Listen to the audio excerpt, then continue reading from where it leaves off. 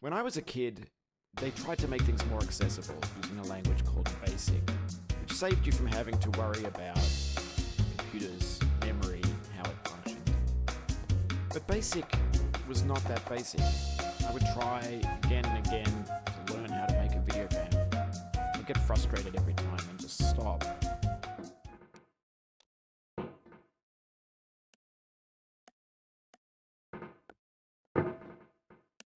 And that pattern continued for years. When I was a teenager, I tried to learn programming in Ball and C. Tried again to learn Turbo Pascal.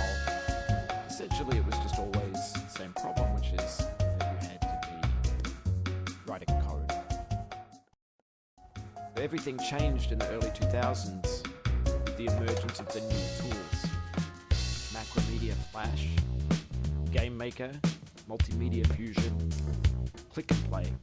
Suddenly there were all of these different ways that you could make a video game. And I started to realize that it would be possible for somebody like me, who's not particularly good with programming, to bring my own ideas to life. It wasn't just me. The emergence of those tools led to a giant wave of cultural ideas. In English, we have a lot of words for the kinds of games that we make in these tools.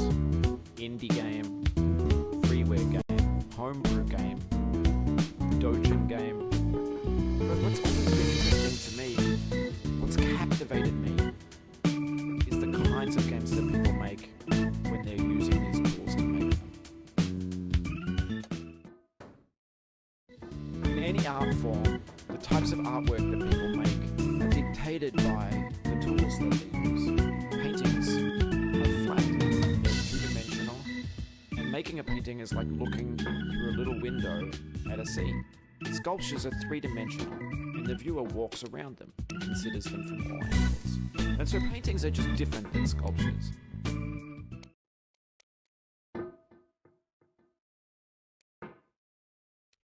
In the same way, a video game that was made purely from code has a different set of properties than one that was made in a tool. Tools take the technical side of game development out of the process. Instead of being worried about how to make the pixels move around on the screen, I'm free to focus entirely on creative ideas. It's something like the difference between photography and painting. A painter has to worry about how to make the paint on the canvas look like something real. A photographer only needs to think about what they're going to be taking a photograph of and how to frame it. Making the original version of Getting Over It was a lot like that. I promised myself I wouldn't write a lot of code. I wouldn't build any 3D objects or make any art. I was going to build it like a collage out of existing parts. And I was going to follow through what that meant. And that process became the philosophy that would dictate the content of the game. To put it another way, if I'd used the traditional method for making video games, starting with a code file and building things from basic technology, I wouldn't have made the same game.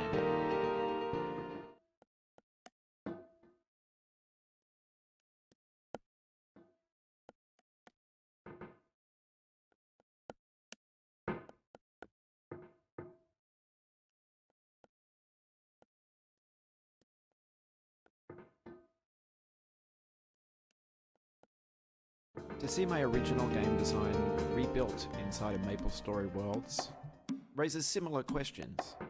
In this version, anybody can make a level, much more easily and freely than when I made the game's original mountain.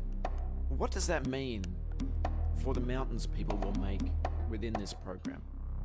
What kind of ideas will flow from the toolset that they're using and the process that they use to make those levels?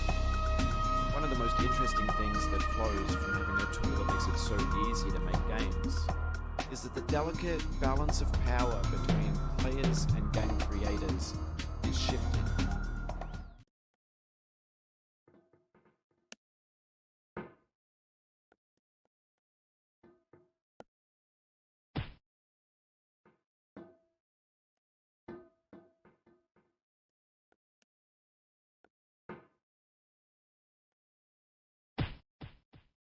Here's how it works for an ordinary indie game. I work on my game for years or months. I put a lot of effort in to make sure that the player is going to have a good time and that they will tell their friends that the game is fun. And hopefully I'll be able to sell lots of copies of the game, and that will pay my rent, and I'll be able to continue to make games in the future.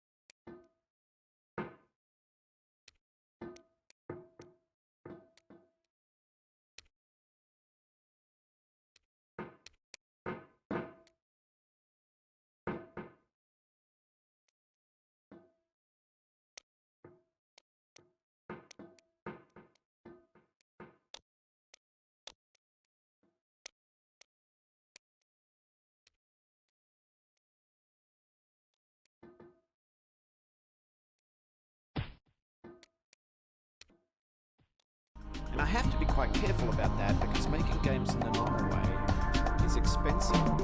Even if it's made completely with open source tools, even if there are no employees, just the amount of time that it takes means that making games is incredibly costly. And so as game developers, we become very careful. We don't want to waste our time. We don't want to waste all of that life force that we put into making a game. And the way that we do that is by taking every care to make sure that the players will be happy and that they'll be having a good time when they play the game.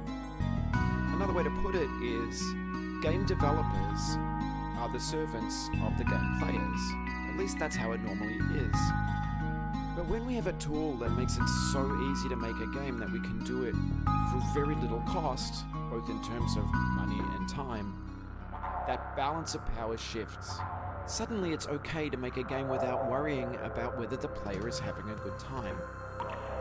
This changes everything.